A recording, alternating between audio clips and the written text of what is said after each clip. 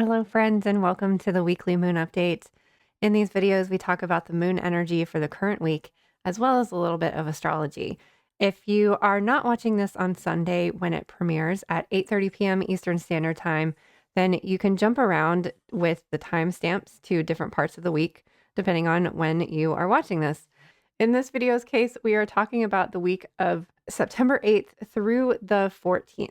So we just had our Pisces full moon lunar eclipse, and this week is the aftermath of that. It feels like a time to slowly and delicately find find and grasp what it is that came up for you over the lunar eclipse and integrate that or download it or release it, let it go, depending on whether you discovered some shadows that need healing or you received some new information that needs integrating. And so that's kind of the energy of this entire week. So we have a waning gibbous week. So we still have a lot of light and a lot of energy. But because, like I said last week, how a lunar eclipse a lot of the time kind of feels like the same energy as a new moon or a dark moon, that you might have low energy. You might be moving slowly this week. And if you are, like, give yourself time to, or extra time that you need to like get the things done that you need to get done throughout the week. But if you're feeling like new and refreshed, this would also be a good week to use that energy wisely. So let's jump into the moon energy for this week.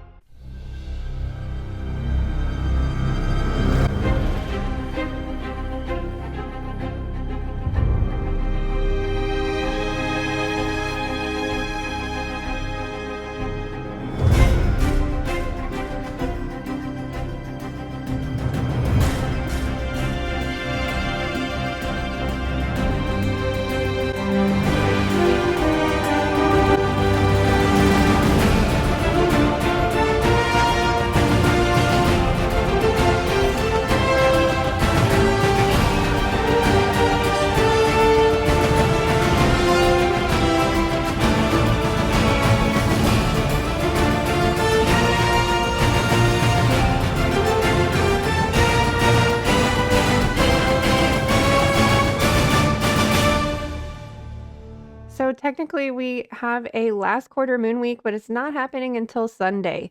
So normally, like I would say, a last quarter moon week would be a time for slowing down.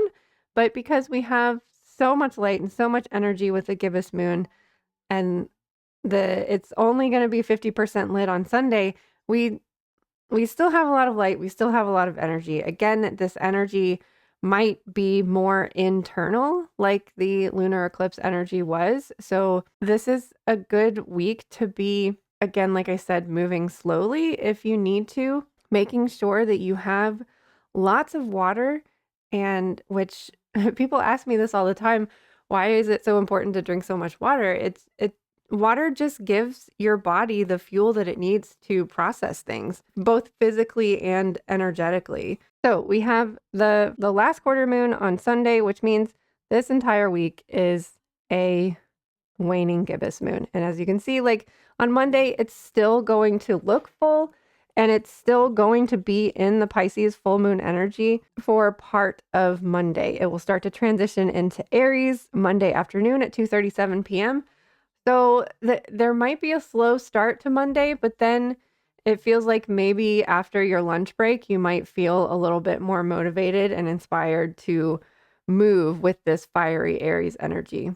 So Monday morning, while we're still in the Pisces energy, you might still be in that kind of like floaty, dreamy, very like optimistic and hopeful energy that Pisces can bring in. It's the energy of this week feels like, I don't know. I don't like, well, I guess we have to talk about it because of Pisces energy. Pisces is known to be prone to escapism, and a lot of times that is with substance abuse. People with a lot of Pisces energy in their chart can succumb to addiction, and it's because they just like to be in that floaty, dreamy space, and they're also really sensitive. So everything, all of the stimulation from the world is overwhelming. So they use substances to numb and to escape those things.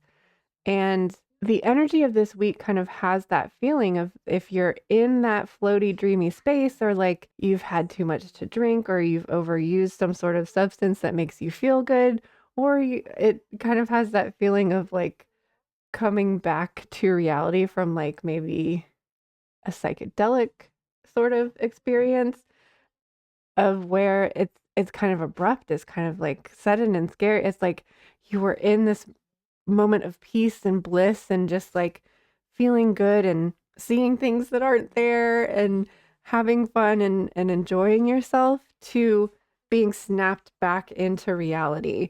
That having kind of like that hangover effect of like now everything you were sensitive before, but now everything feels like painful and like uh, overstimulating and abrasive. So this week, it's important to be gentle and kind with yourself in the same way that you would around a new moon. I mean, lunar eclipses just feel like a new moon. Starting off Monday, still in that kind of dreamy headspace, and then snapping into Aries, fire, and like it's spring. Let's go. It's time to move.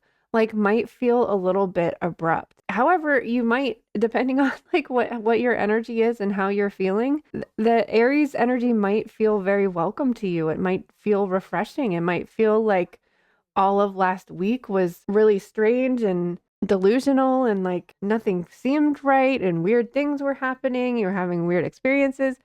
And then with Aries, it might just be like, oh, you woke up. Like you woke up from a really strange, bizarre dream. And if you like didn't get anything done last week, an Aries moon day can be a really good time to get things done, to get things moving, to get that blood flowing, that fire going, that circulation going. But still, it does have this like feeling of your mind was so expansive and you were dreaming really big and you were in this space of like believing that all of these things can happen. But then the reality of like your own personal negative thoughts, your own personal self doubt, the societal pressures that say, like, oh no, you can't do that. You can't make a living doing that. Like all of these negative things might all of a sudden be popping up and overwhelming you and kind of sucking the life out of that hope and out of those dreams. So I think it's important to kind of move slowly this week, be graceful with yourself, be kind and gentle with yourself, and try to find something, some little spark, maybe a spark with this Aries energy coming in that like can you can hold on to that spark in some way hold on to that thing like yes, I believe that this can happen. I believe that I can be happy. I believe that I can have this dream even though it's bigger than something that I've ever dreamed before. When something feels right, I think it's important to hold on to it because there's always going to be some other thing like coming in and telling you that it's not. So holding on to that spark in your heart that feels true and real to you, or maybe it's your solar plexus chakra, wherever you feel like you hold that belief and hold that confidence, I think it's going to be important to kind of hold on to that this week. Because then with the Virgo new moon lunar eclipse, Virgo can help find the practicality of it. Yes, the Pisces dream may have been super imaginative and maybe unrealistic, but Virgo can help put that reality to it. So that's why these two signs are paired together. And that's what it can help us kind of figure out, find that middle ground between the over rigid practicality and the wild and fantastical imaginative dream. So to find that middle ground that like feels true and feels right for you. Okay, so hopefully you'll be able to find some spark and movement the from Monday afternoon and all day Tuesday. And then early Wednesday morning, it's kind of a longer transition into Taurus, 2:55 a.m. until 4:04 p.m. So, I mean, this is the void of course time, kind of an absence of energy. It's not really Aries, but not really Taurus either. So Taurus comes in to kind of like slow things down again a bit and again add some more practicality to it. Taurus does, I think, reinforce that belief though, because Taurus is ruled by Venus, so that's the heart. And like Taurus does believe that we deserve good things. So Taurus can hopefully, the Aries can hold on to that spark, let it smolder some more. Taurus can help us like physically hold on to it, like hold on to that belief and hold on to that dream. We'll be in Taurus Wednesday afternoon, all day Thursday, and a lot of Friday as well. Another transition around 4 o'clock or 5:39 is when we'll officially move into Gemini, just in time for the weekend to get a little playtime in on Friday and Saturday and all day Sunday. So for the entirety of the weekend, we'll be in Gemini energy. So Taurus is helping us to hold on to this dream, and Gemini can help see the other side of the coin. It's the twin. So it's like, this is the person that we are now, and this is the person that we need to become. We need to start like being the person that we want to become, being the person that has this dream already. We will start to move in Cancer Sunday evening at 8:30 p.m. So that means we'll be starting off next week with a Cancer moon. So I was feeling like we needed a little spirit buddy friend to hang out with us this week. So we are pulling a card from the Spirit Animal Oracle by Colette Baron Reed. And my intent was to have a spirit buddy that could walk through the week with us, but we're going to have a koi fish swimming with us instead.